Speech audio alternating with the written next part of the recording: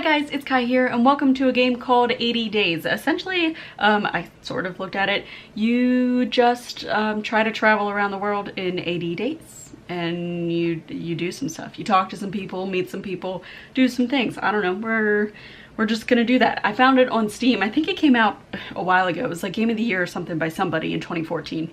I don't remember, I'm sorry for the bad information. You can find it on Steam. That's all you need to know. I'll leave a link in the description. It's called 80 Days. It costs 10 bucks. We're gonna play. London, 1872. I have entered into the service of a new gentleman. It would seem he is a gambling man. There's like some intense music. This is nice. Gotta turn that down. What do I do? Oh, click. My bad. This is fancy. This is intense. I'm ready. I've never played this game before, so I have no idea what I'm in for. I literally just looked at it, it's on Steam, and like, that's it. That's all. Do I get to pick where I start? No? Okay. London. Begin. Let's find out about myself. Oh god, how do I say that? Fogg, we're just gonna call him Fogg, returned home early from the Reform Club, and a newfangled steam carriage besides. I helped him down and the iron lunge steam-driven horses clattered away. Passepartout. I don't know what that is, said he. We are going around the world.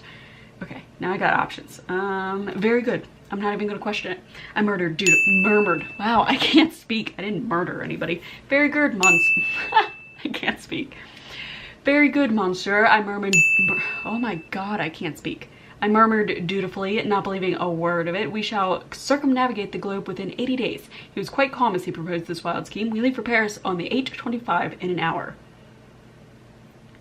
Sure. This was quite a departure for my master, who was, by all accounts, oh, I can't read. This was quite a departure for my master, who was, by all accounts, a creature of inflexible habit and mechanical regularity. Perhaps the carriage's engine fumes had affected his reason? Perhaps you should lie down. That would be a most inefficient use of time, he replied implacably. Words. I'm so good at them. Pack an altimeter and my evening jacket. There is not a moment to waste. My character is now dependable and I have funds. Oh, I have money! Okay. Pack. Just pack this. Oh, I put it in here. Oh, and you told me an evening jacket. What's a wax cylinder? I don't know. Oh, I know what that is. It's a, there's like, I forget what they're called. There's like music thingies and you put the wax cylinders in them and they have like indents and, you know, raised parts and the little fingers hit it as it goes around and it makes music. Do I need a shipping timetable? Or playing cards? Shipping timetable? Or playing cards? Do I need to know about shipping? Let's take playing cards. Am I done? Upper class journeys. Okay, depart! Oh, embark. Go. This is adorable. I'm totally into this. Oh my god, can I fast forward? Do I have to sit through this? The mechanical horses raced past Piccadilly Circus and Pall Mall faster than a team of thoroughbreds. Even so, the whistle of the 8:25 was blowing as we pulled up to Charing Cross Station. We have no tickets! I exclaimed in horror. That does not signify, Fogg remarked over his shoulder as he hurried toward the platform. We must not miss this train. We're just gonna jump on it. I rushed after him as we leapt aboard just as another train whistle pierced the air. A guard raised his thick brows at us as we settled into a nearby compartment. He held out a hand. Tickets, please. I pretend to have lost them, patting down one pocket and then the other, and oh god, I was about to start digging through our suitcases when Fogg interrupted my touching performance. My valet is trying to express that we were in too much haste to purchase tickets, he said.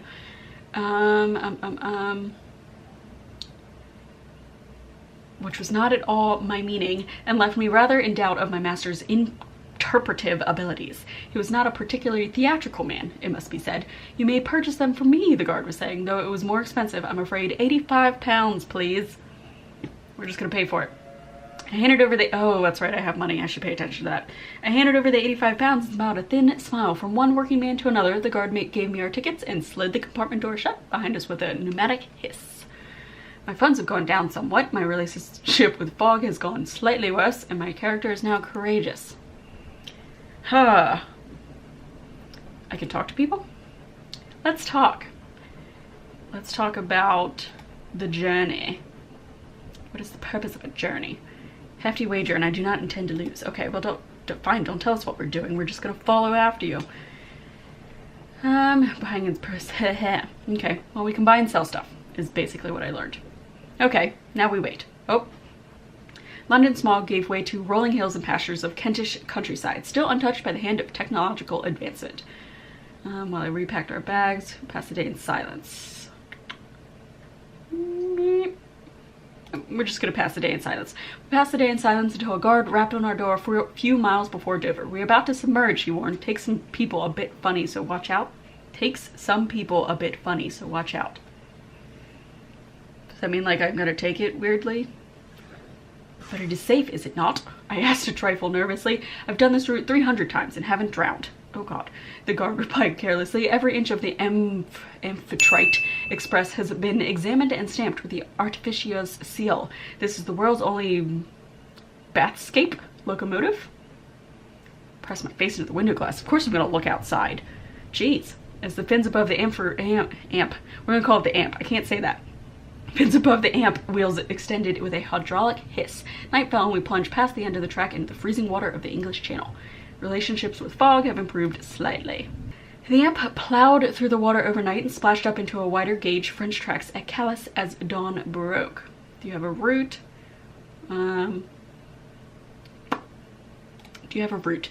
I ask as the water of the channel dried from the compartment windows. I am yet undecided, my master admitted. The new canal has sped up the shipping route from Suez to Bombay, though perhaps we could take the Trans-Siberian Railway across Russia. Where do we want to go? Let's not go to Siberia. That seems like a bad idea. Surely not Siberia, I explained. It is so cold and grim, and I have a particular fear of bears. Then we would do well to buy furs, he replies, refraining from rolling his eyes. There are other alternatives. We may also travel overland and across the Black and Caspian Seas. But which is the fastest? I believe, he said, this is what we shall put to the test. Parbleu. I scarcely knew what to think. We have arrived at this place just after 1 o'clock. Automation porters lifted our luggage and then one person's onto the platform with long, delicately filigreed iron arms. Paris, city of my heart. I was home, but not to stay. We be here! Where are we going? I guess that's one. Oh my God. Okay, so that's one way to go. Which way do we want to go? I know nothing about the globe or geography. Okay, I don't know nothing, but I know some things. I don't know much. There we go. I don't know much about the globe. Sorry. I'm so god-awful with geography, so I don't know where we are. Market? Do I need any of this? Oh, time is passing. I don't think I need any of the extra suitcase, you say. How do I buy that? I want this. Do I just put something in it? Do I need this? I want this. Do I? Do I? Why not? We now have 2 suitcases and a traveling cloak. Seems like a great idea. Okay. The bank. Let's explore. And we'll leave in the morning. No, where are we going? I had a few hours to spare. I asked Fogg if I might enjoy my city before we had to leave. Indeed, and you should learn anything of note. Be sure to relay it. Nodded and headed into town. The talk on the streets was one of the, oh my God, I can't speak. The talk on the streets was one thing only. An enormous, elegant oval stadium constructed upon the green fields of Champ de Mars. and containing the technological marvels, art, amusement parks, and milling crowds of the World's Fair of 1872. My city still wore the scars of last year's siege. I ventured inside, but I was certain fog did not intend for me to visit fairs. We're going inside. Screw you. I ventured inside the grand illuminated pavilions of the exposition. An arc light. Ooh, airship hangar. That could maybe make us get somewhere faster, right? I went west towards the airship hangar, past a booth with a husband and wife pair selling panoramic hot air balloon rides to eager tourists. I inquired her style. Nope, we're going straight to the airships. The hangar was crowded with airships and flying vehicles of all shapes and sizes, attended by sharp-eyed crews from all over the world, and my eye was immediately caught by this thing. The gilded Egyptian something or airship, painted all over with stylized poppies and feathers. It resembled nothing more than a vast flying sarcophagus. Do people really fly in such things? I asked an exhibitor. Indeed, hundreds of them do, and every day, he replied with a booming laugh. They say the skies of Arabia are crisscrossed with the trails of Egyptian ships. Perhaps one day soon Fogg and I would find ourselves flying in such a craft. ? I returned to the exposition center, my thoughts turning with clouds and engine rotors. Avenues sprawled in every direction between the inviting illuminated pavilions of the exposition. Should I leave or go look at something else? Let's go look at something else. An artificier was replacing an arc light which had burned out. She first disconnected the strange machine powering the lights. It had a spinning iron wheel which was wound around a series of armature coils. We're going to talk to her about it. I asked politely as my eye straying to the copper lily pin which proclaimed her profession. It's a bleeding nuance is what it is, the artificier grumbled in a thick Yorkshire accent. These Graham machines are finicky beasts. Is that so? Oh yes, and the bleeding something candles only last 2 hours. Not like I have anything better to do, eh? We'll do that. The harshness of her tone was belied by her gentle touch as she unscrewed the arc light's globe of enameled glass and replaced the 2 carbon rods within. She reconnected the supply and the 10-something candles connected in series lit up once more. They are miraculous. I breathed. Ooh, God. That's weird. The artificier snorted. Their hard work is what they are. Miracles indeed, but her mouth softened into a small, proud smile. She looked at her pocket watch, cursed, and hurried off, dropping something as she went. Do we want to give it back or pick it up? Let's give it back. And she thanked me. My medallion! I'll need that when I get my lunch from the canteen. Thank you. We're gonna bow. And she giggled. Stop that, you make me blush. She rubbed the coin thoughtfully. I was given this from my work in Istanbul, you know. I made a very special automaton. I think it works as a driver now on the route up from Izmir. I think that's right. An interesting tidbit. She smiled. We artificiers go all over the world, you know, she declared. How about that? Then she bid me farewell. Crowds of tourists jostled and heaved past, their eyes wide with wonder.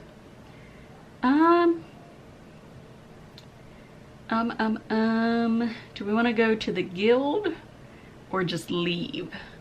Let's go to the guild because she said they're all over the place. So maybe if we can like make friends, it can help us later on. Headed towards the red and purple tents of the Artificiers Guild, draped with banners emblazoned with their copper lily signal. Steam-powered something, an orchestra played screaming blast instruments. Machines. It had the most incredible display of machines, as though a scrapyard had been brought to playful life. One of the artificiers was explaining the credo, hands deep in a human-shaped automaton. Rummaging through his clockwork innards, he took out a piece of engraved glass and peered at it with a jeweler's loupe. Dashed thing, he cursed in upper-class English tones, and then he looked up. Oh, hello. I didn't mean to interrupt, I said politely. Nonsense, young man, he waved the glass and shard dismissively. I'm trying to build an automaton that you can cook, you see, but it's not going well, he looked mournful. This one can't even fry a chip. How long have you been trying? I asked. It's been a dream of mine ever since I was a young lad at boarding school. It's why I became an artificier. The wistful tone dropped into horror. The things that old Miss Parsons could do to a cabbage. The tender stomachs of Britain's youth would be much safer in mechanical hands. I smiled and let this man just work. We don't want to talk about him. Okay. My feet were tiring and the hour was growing late. I returned to Fogg, who was eating a meal of plain boiled beef hollandaise. Did you enjoy the exposition? My master inquired indifferently. I nodded. Okay. Nothing else could possibly impress me now. We're in speak. We shall travel by airship, do you suppose? I think that's a good idea.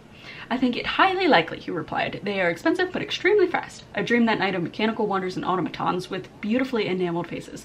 Knowing little of the strange inventions and stranger people I would soon encounter in my journey around the world. Okay, where we go? Do I get a pick yet? Plan. Oh, goodness. I don't know. Which way do I go? Can I zoom out? I can. Well, it seems smarter to go that way, and I now have a coat. 250 versus 75. Arrives tomorrow, arrives Saturday. Let's go here.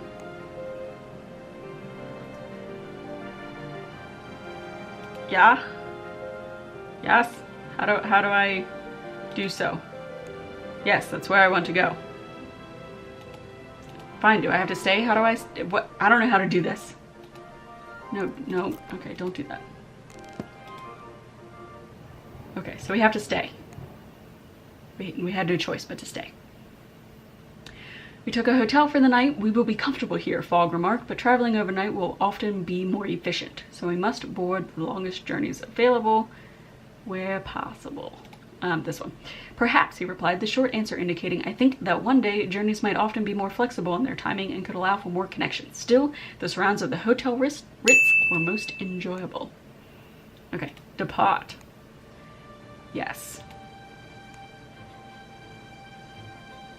Oh. We're getting a second car. Heck yeah. I'm just spending all sorts of money in a private car with my 2 suitcases. Look at me go. I need that coat though, and I don't want to get rid of anything. I can't help it. We're just gonna take 2 cars and 2 suitcases. We found a member of the Coachmakers Guild to carry us to Amsterdam. She loaded the cases onto the back, stoked the boiler, and took off at high speed along the coastal road, swerving around each corner with considerable skill and I think a touch of showmanship. I clung on tight. This would be a terrific ride. Let's converse. Oh, we can talk to the lady. Greetings. Well, we're gonna talk. Tell me about Amsterdam. To Berlin, because we can connect that way. Berlin can be reached from Amsterdam. Okay. Journey is tiring. I don't care. From Berlin to somewhere. Copenhagen. I don't know where that is. Oh, okay. Oh, over there. Well, that's not the direction I want to go. No, I want to go that way. I want to go to Warsaw. I want to go across the map. Once or twice, the metal-rimmed wheels lifted the chassis clear from the road on one side, only to bump down after a chuff and puff more of the engine. We must have topped 40, perhaps even 50 miles an hour. A fabulous way to travel. Not really, but whatever. The Polish inventor Bozek, who had first attached a perfectly decent locomotive engine underneath a flimsy wooden crate, was clearly a genius. This one. Such cars were growing in popularity, starting from their use in farmsteads and extending up through the classes. It was said that the King of Sweden now drove one. There were one... Oh, yes, that would be true. There were those who said such contraptions would soon be privately owned and not just by members of the Coachmakers Guild. As we rattled along, I spoke to our driver about what lay ahead and learned that you could buy 63-tooth gears in Berlin that will sell for a fortune in Carth something. Maybe we'll go to Berlin, get some of those gears, and then whatever. Yeah, exactly. That's it. Hold on. I want to plan. Say I want to go here. So we must explore then, I think. No. No, that... Though the people of Amsterdam moved along its... Wow, I can't speak. Though the people of Amsterdam move about its canal-side streets with a sense of optimism and good cheer, I felt no pressing need to linger. One look at their buildings tells another story. They probably have interesting buildings. Perhaps 200 years ago this was the center of the world, but these days, some diamond fields have drawn away the trade. I don't know. And the importance of Amsterdam is a little faded. I sympathize. France's own position has been precarious since the debacle with Napoleon. Apparemment, it is most ill-advised to venture. To attempt to conquer all of Europe and Russia besides. Would I walk along the Seine one day, thinking back to our old days of lost glory? Approached a street peddler for advice, who greeted me with a cheerful smile beneath a caterpillar-like mustache. We are going around the world. What is the cheapest way out of the city? What is the fastest way on from here? Fastest. We're going to stick with fast. Car, I suppose. The roads are good. The canals used to be better, but now they seem almost out of date, he sighed. It is a curse to be rich in the past. By the time the future rolls around, you are poor again. Maybe you'll be rich again soon sometime? Maybe? I don't know. Maybe you'll be rich again sometime, I remarked, more from sheer optimism than any true conviction. The peddler reached into his pocket. Buy an apple? £1. Why not? Let's buy his apple. I bought it and took it with a smile. We're going around the world. Let's see. Cheapest way out of the city. Most likely the hydrofoil heading north to Norway, he shrugged. It's fine enough if you don't mind being jolted about. Is it fast? 2 days, I think. I thanked the peddler and moved on. So many choices. All that remained was to choose how to best depart. Your funds have gone down a touch. Well, by $1. Okay, $1. It's the market. Carriages list. Rembrandt. We could go to Munich and sell it. Right? It's just down here. Negotiate? Oh, I'm not ungentlemanly. Oh no, I made it more expensive.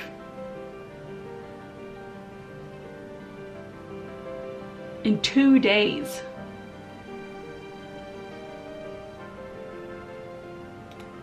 Tomorrow? Okay. It leaves tomorrow at 10 a.m. So we have to stay, right? For a lot of money. I'm going to lose all of my money. I can tell now. I'm going to fail. With what remained of the day, what did I do? Went out to explore a little bit and found a cheerful Greek artist who was searching for a dog, which I found rooting through a heap of paper near a food stall. The artist thanked me, and as we talked, remarked that some buyers will pay well for woolen cloaks from Munich. I thanked him, and he laughed and went about his affairs. I don't think we're gonna be coming back. I want to go. Can I leave? Or do I still have to wait? Oh, okay. Embark. Go. Off we are. Very slowly. We boarded a small barge docked by the canal side. Fogg appeared skeptical. Our goal, he reminded me, is to circumnavigate the entire globe in less than 3 months. This boat, to me, looks capable of less than walking speed. No! That's not what I wanted to do! No. Oh, are we still on the boat? We're still going. Okay. I thought we weren't on the boat anymore. I just want to go to Munich. There must, my master reflected thoughtfully, be some way to make this barge move a lot faster. It is powered, after all. There's a boiler and a paddle. Sure, he nodded. See to it. We're just gonna open our mouth and close it and then head on our way. There's no arguing with him. I left the cabin and went up on the deck. There was certainly true that they were crawling. He had left the canal and joined the Rhine, and working against the current, the boat seemed to be barely moving at all. I went to look at the boiler, but it seemed to me a most simple affair. Coal in, steam out, and only so much coal would fit. I went to talk to the barge pilot. While revealing my purpose might make her uncomfortable, it was possible she knew a way to achieve my master's goal. How does this barge work? The pilot shrugged. It's steam powered, obviously. There's a paddle wheel underneath. I think that's it. What's the fastest this boat can go? About this fast, she replied. You can do a little more if you shut the flue on the boiler and then keep the steam in. I slunk away to try it. Finding the flue in the boiler room was easy enough. It took a moment to flip shut. The response from the engine was immediate. It began to roar inside with a deep, throaty sound, and the boat began to plume through the water. My master would be most pleased. Okay, well, we're now on better terms with him, I guess. Why is he my master? Who am I? What am I doing?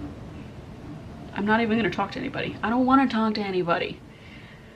Oh gosh. I woke to find that we had made excellent progress overnight. Fogg was overjoyed. He tied his own cravat, even combed his own mustaches. Munich by this evening, he remarked. A very good outfit. Indeed. I answered demurely, content in my knowledge of a job well done. It was that moment, of course, that the boiler decided to overheat. The stovepipe blew off the back of the boat and we slowed to a full halt. I raced above to see the problem, but it was clear that there was no easy solution. The barge pilot was scratching her head with an adjustable spanner. I can't see how it happened, she sighed. I had tuned the engine just right. We're not gonna admit to screwing up. Oops. Air pressure, no doubt, I replied vaguely. Perhaps so, the woman replied, but we did not seem much happier. She set about fixing her engine while we idled in the water. It was not until evening that the barge began to move once again. Oops. Oops. We screwed up le boat. My bad. Wait. Paris World Fair, roaring success. Yes, we went to it. We went to that fair. We did a thing and we went there. Ugh. The barge moved across the city waters, not too fast and not too slowly. There was nothing else for us to do, so Fogg involved himself with a newspaper, and I passed the time by studying the apparel of passers-by. German fashion is a little behind Parisian times, but it has a certain balance of practicality and flourish that I confess I admire. There are certainly more women who have embraced dress reform here than in London. I counted only a 10th in corsets, if that. I could never wear a corset. Too much. I couldn't breathe. I ain't about that. We're almost there. I ain't gonna talk to him. Yes, we made it. Day 7. We moored at a dock close to Munich and closed the remaining miles in the back of a Bozek car, a design much the same as the boat, but on wheels. Still moving at least 40 miles an hour was a wonderful experience after our sluggish trip in the water. We arrived in Munich just as night was falling. Are we here? Did we make it? Yay! Yay! Okay, I think we can sell this, right? Oh, yes. Whoa, so we bought it for like $130 and sold it for a crap ton. Can we sell apples? No. And I think we're just gonna leave it at that. I got a lot of money back, which is awesome. But yeah, I think I'm going to leave this video here. I don't know how to stop it. I don't know. We'll figure it out. You guys have to let me know what you think of this game. I don't know. I find it a little interesting, but I don't think I could play it for too long. I get bored of reading. I can't help it. But it's really pretty to look at, and the sounds are really cool. Like, the audio is really neat, and it's really pretty.